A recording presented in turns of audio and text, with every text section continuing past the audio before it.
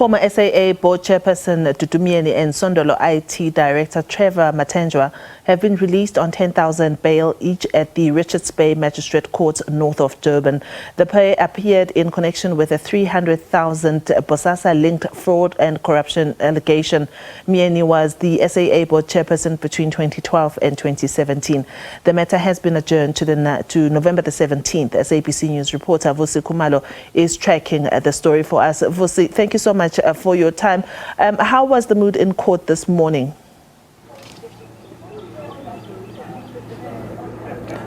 Yes, good morning. Yes, indeed. They were here, both Trevor Mathenjwa as well as accused number one, Miss Dudu Myeni, who appeared briefly before the Richards Bay Magistrate Court. She appeared a bit sick. She was even asked by the magistrate if she was feeling okay, but she did say that she was feeling a bit sickly. But she also managed to stay out for the remainder of the time that was allocated for this matter. We are now joined by the NPA's investigative directorate's Sindisiwe Seboka, who's going to tell us more details about how the arrest took place. And also today, we also learned it very late yesterday that Dudu Myeni will be appearing before the Richards Bay Magistrate Court. She's going to tell us about the arrest and also how the charges were formulated. Ms. Seboka, thanks a lot for your time. Just tell us more about this arrest. We heard it very late that Dudu Myeni has finally been arrested on Bosasa payments that were alleged to have taken place during her tenure as the chairperson of the JG Zuma's Foundation, which is also named after the former president, Jacob Zuma. So I would not know how you guys learnt about it yesterday or last night. However, she was arrested this morning and appeared at the Richards Bay Magistrate's Court today. She was processed prior at the police station through arrangement with her lawyers and then appeared today. She has been charged with corruption and fraud. However, her co-accused, Mr. Mathenjwa, stands accused or charged with corruption, and this pertains to gratifications which we're alleging as the investigating directorate that Ms. Dudu Myeni received when she was the chairperson of Bosasa, the chairperson of South African Airways rather. Gratifications to the tune of about 300,000 odd. 200,000 pertains to the security upgrades of her premises situated here in Richards Bay that we are alleging Mr. Trevor Mathenjwa facilitated when he was the director of Sondolo IT, which is a subsidiary or was a subsidiary of Bosasa, which has now been defunct.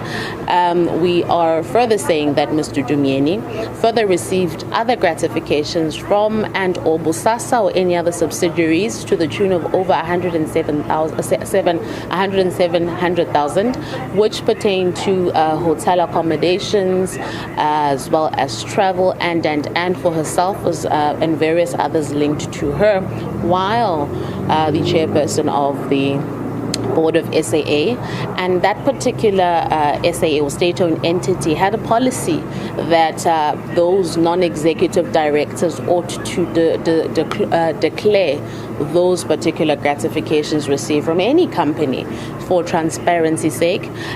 So those are basically the charges and the reasoning for why those two accused were in court and released on bail today. Were you acting based on the recommendations by Zondo, the then state, the Chief Justice, Deputy Chief Justice Zondo, who was also investigating the status of the State Capture Commission that was taking place? We heard that Zondo also released reports early last year in January saying that the two, especially Myeni, should be charged with fraud and corruption as well. So it's no secret that the investigating directorate has been looking at corruption that took place in the now defunct or liquidated Bosasa. And that stemmed from many years back, even before the investigating directorate was formulated. It was then authorized in the space of the investigating directorate when it came to being, or proclaimed by the president in 2019. So we then started continued investigations that had started in law enforcement within the Hawks, and continued those investigations. In terms of coming back to your question, the recommendations from the State Capture Commission, you'd know, answer a different legal question in terms of a balance of probabilities, while investigations in terms of criminal matters, it has to be beyond reasonable doubt. Basically, what I'm trying to say is that the recommendations are a blueprint or a map, but not necessarily what is relied on to bring cases to court in this matter. Yes, it was a map. Yes, independent investigations had already begun in law enforcement. However, those recommendations did give us clear pointers as to where else to look. Thanks for your time. Thank you. That's NPA's Sindisiwe Seboka. Yes, it's back to you in the studio, but we can also tell you that the two are due back here in court on the 17th of November. Much to Vusi, Khumalo.